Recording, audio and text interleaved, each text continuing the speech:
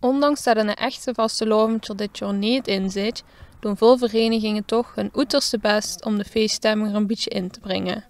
Zo ook bij carnavalsvereniging Den Uil in Remun, waar vandaag het Schwetskammerzool en de Uilenwapper de carnavalsgezetten werden rondgebracht. Nou, dit jaar door corona is natuurlijk alles een beetje anders. Wie merken jullie dat binnen de carnaval? Nou ja, binnen Den Uil zijn we eigenlijk al vanaf mei 2020, wie zich toch wel aftekende dat het nog wel even ging duren met die coronapandemie, zijn we vooral binnen de vereniging gaan kijken van wat zouden we voor waal kunnen doen. We hebben natuurlijk heel veel evenementen, boeten, binnen, Oetropen Stadsprins, Oetropen Stadsjeugdprins, heel veel activiteiten daaromheen, ook activiteiten voor kinderen. Ja, toen zijn we eigenlijk binnen ons algemeen bestuur en met alle commissies samen gaan kijken van wat zou waal kunnen. En vooral ook wat zijn momenten waarop ze dan besluiten moesten nemen, hè, een soort go of no-go moment, waarop ze zeker moesten weten, kunnen we gaat wel of kunnen we gaat niet doen. En daar zijn we eigenlijk vanaf mei volop mee bezig geweest. Tijdens de lockdown ook binnen de regels vergaderingen gehad, bijvoorbeeld in een grote sporthal, bijvoorbeeld de Jo Gerritshal. Daar hebben we dus met 30 personen, want meer mocht toen niet, daar hebben we daarover vergaderd. Ja, en zo hebben we eigenlijk van mei tot en met september hebben we gekeken naar alternatieven. De commissies zijn ook helemaal aan de slag gegaan.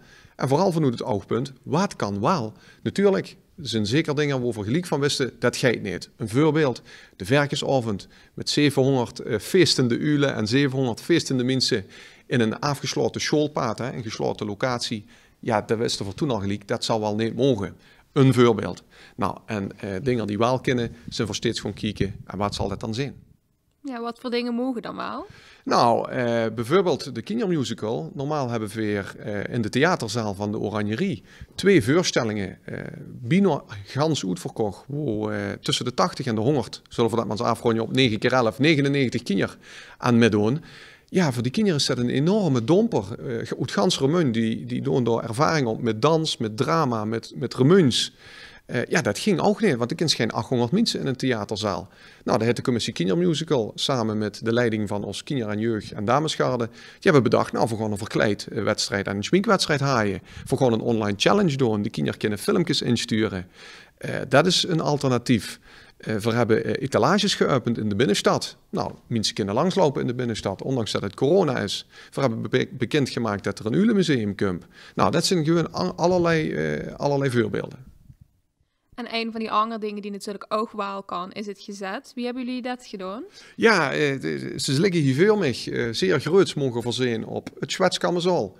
Gisteravond tijdens de primeur al ongeveer 800 mensen hebben er nog gekeken tussen gisteravond en nu. Dus dat is eigenlijk een geweldig succes. De digitale presentatie van het Schwetskammerzool. Normaal wordt het eerste exemplaar uitgereikt aan de Stadsprins. Maar ja, die hebben we dit jaar niet. En de Uilenwapper voor de kinderen. Ja, dat zijn toch wel als stokpaardjes. Vandaag, onder leiding van Maarten Uiterwijk, die zit hier neven mij, die komt dadelijk ook nog aan het woord. Kerstvers aspirantlid van de Rot van Elf, maar ook coördinator bij Scouting Sint-Hubertus, zijn er ongeveer 30 scouts, uiteraard weer coronaproof, net wie weer hier zitten. Er zijn 7.500 Schwetskammerzolen en 7.500 Uilenwappers aan het verspreiden in het Uilenrijk. En wat zit er dan allemaal in dat gezet? Ja, dan heel veel schele wazel, om maar eens dat groot Remuns woord te gebruiken. Natuurlijk moet vastelovend ook ludiek zijn en niet allemaal te serieus. En 100 pagina's Schwetskammerzool, daar staat serieuze kal in, maar er staat ook heel veel schele wazel en heel veel humor in. En het schoonste is, en dat wil ik toch wel even laten zien, normaal staat op de cover van het Schwetskammerzool natuurlijk de Stadsprins. Nou, de redactie van de Schwetskammerzool heeft geweldig ludieks bedacht. We hebben namelijk al 41 jaar binnen de gelederen van de Uil. En dat is echt geheim, want dat wist toen gisteravond Bino Nemes, hebben we weer scheenprinsen. Die zitten al 41 jaar op de achtergrond. Als er met de prins gebeurt, springen die in. Nou, 41 jaar hebben ze nog nooit gehad over doen. Ja, en nu in deze tijd hebben ze haar kans gegrepen. Dus er staat een prachtig interview in met de scheenprinsen. En ja, dan toch ook over de Uilenwapper. Daar staat een prachtig interview in met DJ Admin. Toch wel een wereldberoemde Remunjenaar, leraar, maar ook over de ganse wereld DJ. En hij neemt de kinderen met naar de diverse plaatsen waar er afgelopen jaar allemaal opgetreden hebben. Dus dat is ja, hartstikke leuk.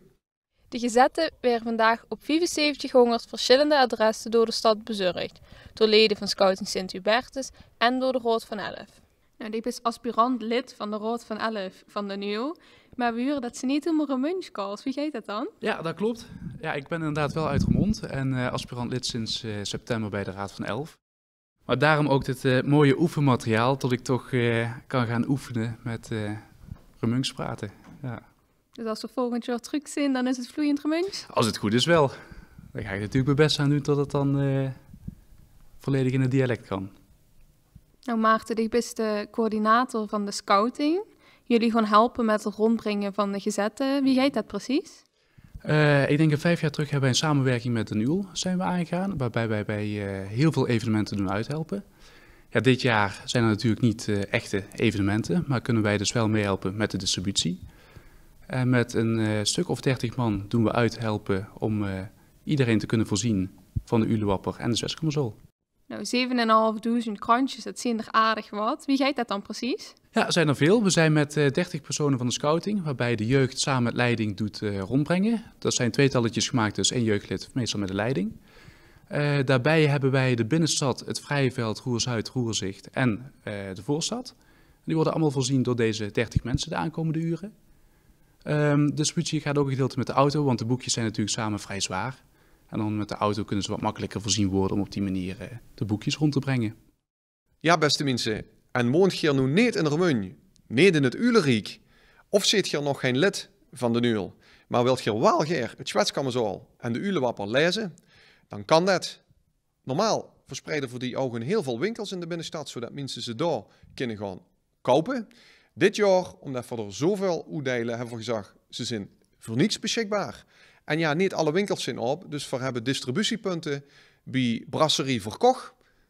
We hebben een distributiepunt bij In de Kroon en we hebben een distributiepunt bij Danny's Drankenshop. En als je het dan echt niet meer weet, kun je altijd nog een mailtje sturen naar info@denuul.nl en dan kunnen we het ook helemaal goed. Dus wilt je het Zwetskammerzol en de Ulewapper lezen, gang naar zo'n distributiepunt of stuur even een mailtje. En dan zorgen we weer dat het Zwetskammerzol en de Ulewapper bij je toeskomt. Maar wel één ding, op is op, want ook daar geldt vastelovend met afstand het schoonste.